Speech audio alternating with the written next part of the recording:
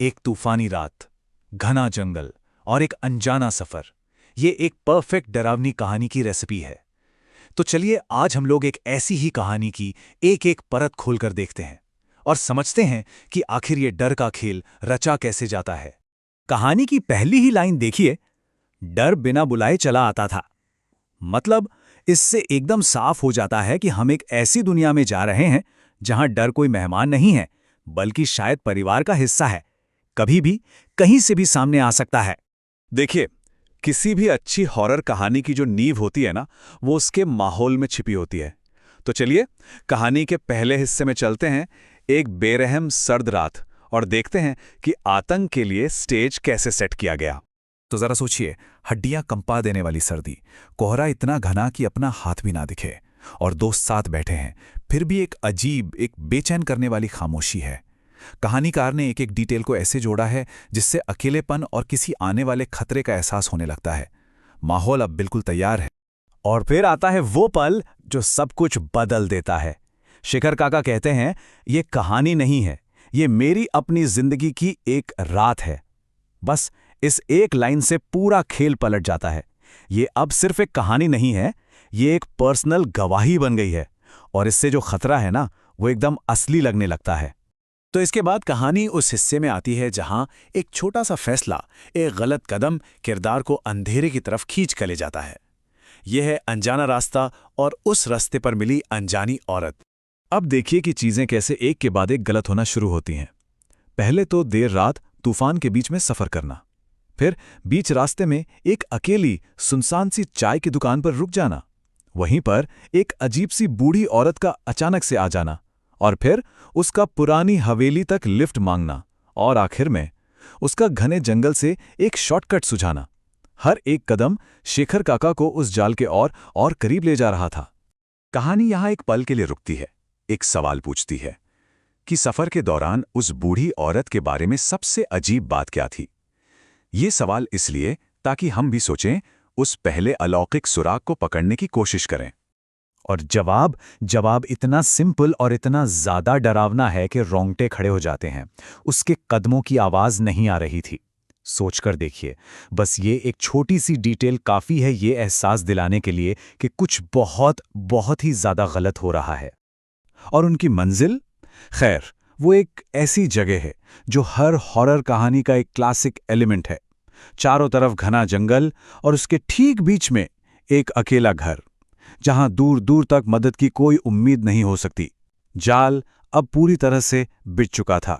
तो अब तक जो डर धीरे धीरे बन रहा था, अब वो अपने क्लाइमैक्स पर पहुंचने वाला है। हम लोग कहानी के तीसरे और सबसे भयानक हिस्से में आ गए हैं, जहां सच का सामना होता है। औरत कहती है, पूरे जंगल में सिर्फ मैं। सुनने में कितना अकेला और बेबस सा लगता है ना? लेकिन बस अगले ही पल इन शब्दों का मतलब हमेशा के लिए बदलने वाला था।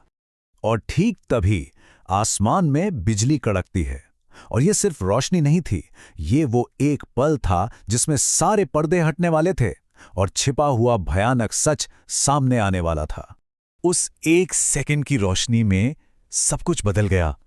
पल भर पहले जो एक कमजोर सी बूढ़ी औरत थी, उस रोशनी में वो कुछ और ही निकली, कुछ ऐसा जो इंसान नहीं था, जिसका चेहरा जिंदा लोगों जैसा नहीं था। यही था कहानी का सबसे खौफनाक पल, जब शक एक भयानक हकीकत बन गया।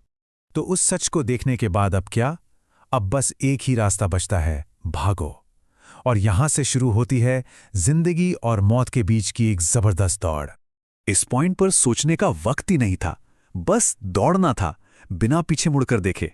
बारिश तीरों की तरह जिस्म में चुभ रही थी, हवा जैसे काट रही थी, और वो एहसास कि कोई पीछा कर रहा है, बस एक कदम पीछे है। ठोकर लगी, गिरे, लेकिन रुके नहीं, क्योंकि रुकने का मतलब था मौत। और फिर इतनी लंबी जानलेवा दौड़ के बाद आखिरकार वो जंगल खत्म होता है और सामने गांव की रोशनी दिखती है। पर वो सिर्फ गांव की रोशनी नहीं थी, वो जिंदगी की रोशनी थी। वो एक सुकून था कि चलो मौत के मुंह से वापस आ गए। अक्सर ऐसी कहानियां अपने पीछे एक सबक छोड़ जाती हैं। तो सवाल यह है कि उस खौफनाक रात से आखिर सीख क्या मिली? क्योंकि ये सिर्फ एक भूत की कहानी नहीं रह जाती, ये एक चेतावनी बन जाती है। और शेखर काका खुद इस बात को सोचते हैं, अगर उस रात मैंने वो शॉर्टकट ना लिया होता तो ये सब नहीं होता। मतलब उनकी वो एक गलती, वो शॉर्टकट लेने का फैसला, जिंदगी में कभी-कभी एक छोटा सा गलत फैसला कितनी बड़ी तबाही ला सकता है, ये उस रात उन्हें ठीक से समझ आ गया था। तो पहला सबक यहां से क्या निकलता है? यही कि जिंदगी में जल्दबाजी में लिया गया शॉर्टकट अक्सर सबसे खतरनाक मंजिल तक ले जाता है। और दूसरा सबक जो सीधे उस रात के तजर्बे से आता है, वो और भी ज्यादा प्रैक्टिकल और डरावना है कि सुनसान रास्तों पर कभी भी बिना सोचे समझे किसी अनजान की मदद के लिए आगे नहीं बढ़ना चाहिए। और आखिर में कहानी ये सवाल हवा में छोड़ जाती है।